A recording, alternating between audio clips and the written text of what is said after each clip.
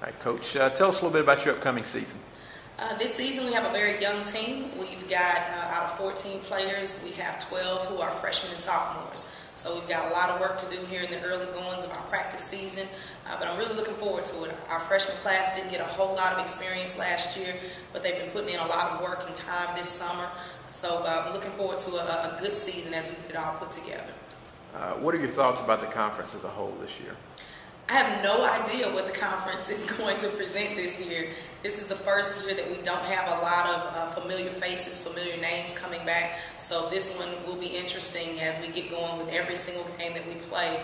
China Bozeman is one of the premier players that we know is coming back, but for the most part, everybody will just be getting out there and seeing what happens once we toss that ball up.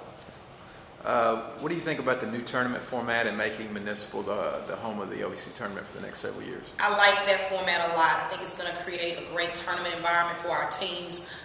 It'll be different from playing that last game. Last year we stayed in Charleston to play that first round game, but to bring everybody into one location, I think it's going to be exciting. Gives you an opportunity to know that no matter who you are, no matter what place you finish in that top 8, that you'll have a chance at winning the OVC tournament. You played in Municipal as a student athlete. What are some of your favorite memories of playing here? Right now that we're actually playing in the place where we won the last championship at Tennessee State, so that's something that I've talked to my players about, motivating them just to get them to understand this is what you play for, is that championship at the end. So I try to talk with them about that experience, not forgetting or leaving behind one day, making sure that each day that we practice and that we play, that we get something out of it. What do you like most about your team this season? I have the greatest group of young ladies. I don't know if it's because I'm pregnant, but they have been extra careful, extra helpful.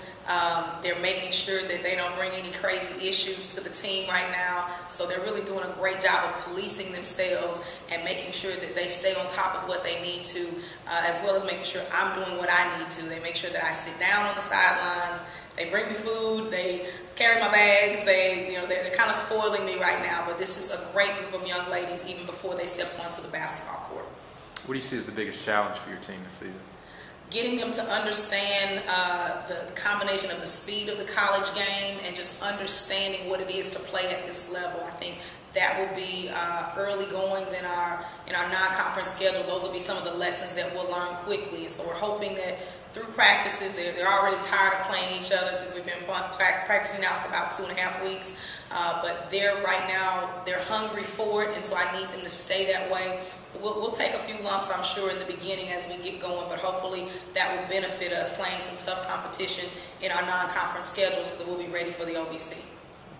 You have one senior on the squad this year in Meredith Stafford. Talk about the challenges of having a fairly young team.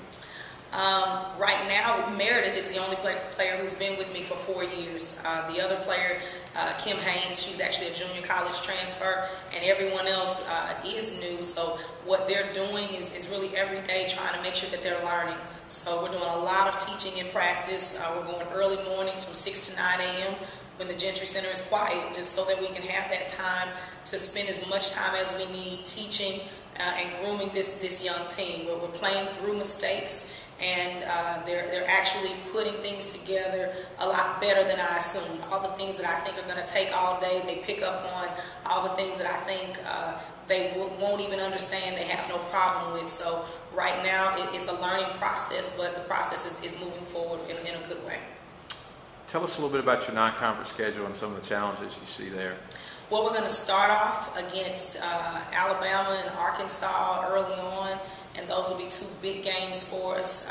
We'll play home non-conference games against Southern Miss. We'll have Belmont and Lipscomb, the local schools, which is always very challenging. They're very competitive, very similar to our OVC type teams. But when we play some of those bigger games, including Georgia Tech at the end of December, it's really going to pose a challenge to us when we're outmatched as far as size goes, just an ability to be smarter with the basketball and understand how to play against bigger players. But like I've told my team already, it doesn't matter what the size is of the other opponent. It's really going to be about how well do we play our team defense. If we rotate properly, if we pressure the ball, if we box out and get rebounds, it doesn't matter what they're trying to do. As long as we stick with our defensive game plan, we can make some good things happen.